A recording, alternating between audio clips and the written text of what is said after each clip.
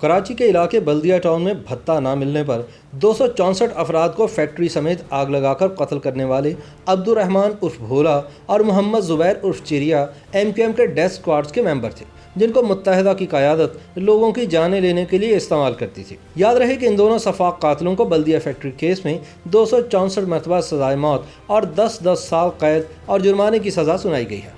عوام کے ذہنوں میں یہ سوال زیر گردش ہے کہ 8 سال قبل 11 ستمبر سن 2012 کو سفاکیت کا مظاہرہ کرتے ہوئے فیکٹری کو آگ لگانے والے یہ درندے آخر ہیں کون؟ علی انٹرپرائزز نامی اس فیکٹری میں آتش زدگی کے مقدمے میں MQM کے سابق صوبائی وزیر رؤف صدیقی، کراچی تنظیم کے سربراہ حماد صدیقی، MQM کے اس وقت کے سیکٹر انچارج عبد الرحمان عرف بھولا، زبیر چریا، حیدرآباد کے تاجر ڈاکٹر عبدالستار خان، عمر حسن قادری، اقبال ادیب خانم، فیکٹری کے چوکیدار شاہ رخ، فضل احمد، ارشد محمود اور علی محمد کو ملزم قرار دیا گیا تھا۔ ملزمان پر الزام تھا کہ انہوں نے کراچی تنظیمی کمیٹی کے سربراہ حماد صدیقی کے حکم پر بھتے کی عدم ادائیگی پر فیکٹری میں آگ لگائی۔ مقدمے میں فورینزک شواہد، کیمیکل رپورٹس کے علاوہ استغاثہ نے 400 گواہان بھی پیش کیے۔ اس مقدمے میں ابتدائی طور پر علی انٹرپرائزز فیکٹری کے مالکان عبدالعزیز بھائلا، ان کے 2 بیٹوں ارشد اور شاہد بھائلا سمیت جنرل مینیجر اور 4 چوکیداروں پر غفلت کے الزام میں مقدمہ درج کیا گیا تھا۔ تاہم اس مقدمے نے اس وقت دوسرا رخ اختیار کیا جب سن 2015 میں رینجرز کی جانب سے ہائی کورٹ میں JIT رپورٹ پیش کی گئی، جس میں دعویٰ کیا گیا تھا کہ بھتہ نہ ملنے پر فیکٹری کو آگ لگائی گئی تھی اور اس عمل کو دہشت گردی قرار دیا گیا۔ سن 2016 میں دوبارہ تحقیقات کے بعد پولیس نے ایک بار پھر مقدمہ درج کیا۔ اسی سال کے آخر میں سیکٹر انچارج MQM رحمان بھولا کو بیرون ملک سے گرفتار کر کے لایا گیا۔ رحمان بھولا نے مجسٹریٹ کے روبرو بیان میں کہا تھا کہ وہ MQM کے ڈیتھ اسکواڈ کا متحرک رکن ہے، جسے پارٹی کی قیادت الطاف حسین کے احکامات پر لوگوں کی جانیں لینے کے لیے استعمال کرتی تھی۔ اس نے یہ بھی اعتراف کیا کہ بلدیہ فیکٹری کو اس نے اور زبیر چریا نے حماد صدیقی کے حکم پر آگ لگائی۔ بلدیہ فیکٹری واقعے کی تفصیلات سندھ حکومت کی جانب سے جاری کردہ 25 صفحات پر مبنی مشترکہ تحقیقاتی رپورٹ میں موجود ہے۔ اس تحقیقاتی ٹیم میں police, ISI، military intelligence, rangers اور FIA کے اہلکار شامل تھے۔ رپورٹ کے مطابق رحمان بھولا متحدہ قومی موومنٹ کے سینئر رہنما حماد صدیقی کا فرنٹ مین تھا۔ ملزم رضوان قریشی نے بتایا کہ حماد صدیقی نے اگست سن 2012 میں رحمان بھولا کے ذریعے علی انٹرپرائزز سے 20 کروڑ روپے تاوان مانگا تھا۔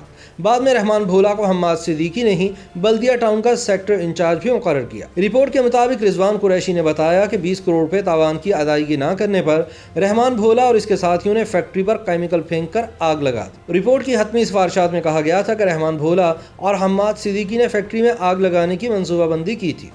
فیکٹری کا پروڈکشن مینیجر محمد منصور کے مطابق 20 جولائی سن 2012 کو رحمان بھولا انہیں فیکٹری میں ملنے کے لیے آیا، جہاں فیکٹری مالکان سے بھی ملاقات ہوئی۔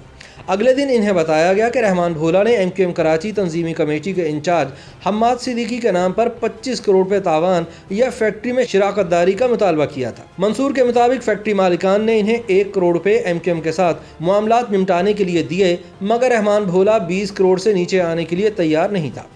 یہی وجہ ہے کہ بھولا نے دھمکی دی تھی کہ اگر تاوان نہ دیا گیا تو فیکٹری مالکان کو سنگین نتائج بھگتنا پڑ سکتے ہیں، جس کے بعد بھولا نے فیکٹری کو آگ لگانے کا ٹاسک زبیر عرف چریا کے سپرد کر دیا۔ سانحہ بلدیہ فیکٹری کا دوسرا ملزم محمد زبیر عرف چریا MQM کا متحرک کارکن اور ڈیتھ اسکواڈ کا رکن تھا۔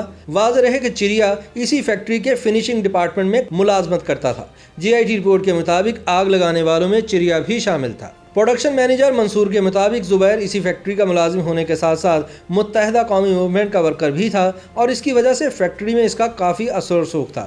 فیکٹری میں کام کرنے والے ورکر محمد ارشد نے JIT کو بتایا کہ جس دن فیکٹری میں آگ لگی، زبیر 5 دیگر افراد کے ساتھ فیکٹری کے گودام کے مرکزی دروازے پر موجود تھا اور حشیش سے بھرے سگریٹ بنا رہا تھا۔ اسی جگہ پر زبیر نے کالے رنگ کے چھوٹے شاپنگ بیگ اپنے ساتھیوں کو دیے اور سب نے الگ الگ جگہ پر جا کر یہ شاپنگ بیگز پھینک دیے اور 5 سے 10 سیکنڈز میں فیکٹری کو آگ لگ گئی۔ رپورٹ میں شامل محمد ارشد کے بیان کے مطابق جب فیکٹری مالکان نے آگ کو بجھانے کے لیے شور کیا تو وہ کینٹین کی طرف گیا، مگر کینٹین کا دروازہ لاک تھا۔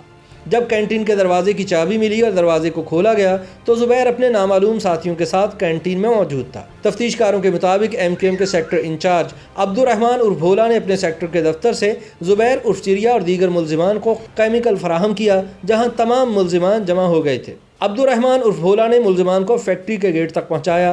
فیکٹری میں آگ لگنے کے بعد اس وقت کے MQM کے رکن صوبائی اسمبلی حنیف شیخ اور عبد الرحمان عرف بھولا فیکٹری کے باہر موجود تھے۔ سانحہ بلدیہ کے بعد زبیر چریا کی گرفتاری عمل میں لائی گئی۔ زبیر عرف چریا کو رینجرز نے 90 روز کی حراست میں رکھا اور قتل کے متعدد کیسز میں ملوث ہونے کی وجہ سے انہیں سائٹ B پولیس کے حوالے کر دیا گیا، کیونکہ پولیس زبیر عرف چریا کو بلدیہ فیکٹری کے معاملے پر گرفتار کرنے سے ہچکچا رہی تھی۔ انسداد دہشت گردی عدالت 2 نے بلدیہ فیکٹری کیس میں زبیر عرف چریا کو گرفتار کرنے کا حکم دیا، جس کے بعد زبیر کی اس مقدمے میں گرفتاری ڈالی گئی۔ دسمبر سن 2016 میں رحمان بھولا کو بینکاک سے گرفتار کیا گیا۔ کیس کا مقدمہ پہلے سٹی کورٹ میں چلا اور پھر سپریم کورٹ آف پاکستان کی ہدایات پر کیس کی سماعت انسداد دہشت گردی عدالت میں ہوئی۔ جنوری سن 2019 میں کیس کے مرکزی ملزم رحمان بھولا اور زبیر چریا فیکٹری میں آگ لگانے کے بیان سے مکر گئے تھے۔ 2 ستمبر سن 2020 کو گواہان کے بیانات اور وکلاء کے دلائل مکمل ہونے پر دہشت گردی کی خصوصی عدالت نے مقدمے کا فیصلہ محفوظ کیا تھا۔ بعد ازاں 22 ستمبر کو کراچی میں انسداد دہشت گردی کی ایک عدالت نے 8 سال پہلے پیش آنے والے سانحہ بلدیہ فیکٹری کے مقدمے کا فیصلہ سناتے ہوئے 2 مرکزی ملزمان رحمان عرف بھولا اور زبیر عرف چریا کو 264 مرتبہ سزائے موت کا حکم دیا، جبکہ متحدہ قومی موومنٹ کے رہنما رؤف صدیقی سمیت 4 افراد کو عدم ثبوتوں کی بنیاد پر باعزت بری کر دیا۔ بری ہونے والے دیگر 3 افراد میں ادیب خانم، علی حسن قادری اور عبدالستار شامل ہیں۔ دوسری جانب عدالت نے واقعے میں سہولت کاری کے جرم میں 4 ملزمان فضل احمد، علی محمد، ارشد محمود اور فیکٹری مینیجر شاہ رخ کو عمر قید کی سزا سنائی ہے۔ YouTube پر گوگلی نیوز دیکھنے کے لیے youtube.com کی سرچ بار میں گوگلی نیوز TV ٹائپ کریں۔ گوگلی نیوز کے پیج پر سرخ رنگ کے سبسکرپشن والے بٹن پر کلک کرنا نہ بھولیے۔ YouTube پیج پر اپلوڈ ہونے والی ویڈیوز سے باخبر رہنے کے لیے بیل آئیکن پر کلک کیجیے۔ آپ کو ہر نئی ویڈیو کے بارے میں نوٹیفیکیشن موصول ہو جائے گا۔